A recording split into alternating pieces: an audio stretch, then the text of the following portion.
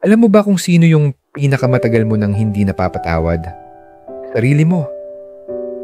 Minsan kaya ang hirap nating sumaya kasi dala-dala pa rin natin yung bigat ng nakaraan, mga maling desisyon, mga pagkukulang, at mga pagkakataong iniwan natin ang sarili natin.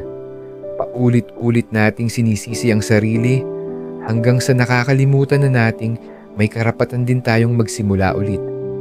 Pero ang totoo, hindi ka forever nakakulong sa mga pagkakamali mo. Hindi ka defined ng isang maling choice o ng isang panahon na nadapa ka.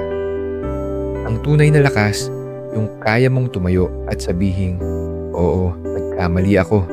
Pero hindi doon nagtatapos ang kwento ko.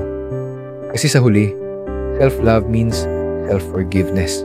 At minsan, yung kapatawaran na pinakahinihintay mo, hindi manggagaling sa iba. Ikaw mismo ang magbibigay niyan sa sarili mo. Ikaw, kaya mo na bang patawarin ang sarili mo o hanggang ngayon nakakulong ka pa rin sa nakaraan? Comment mo sa baba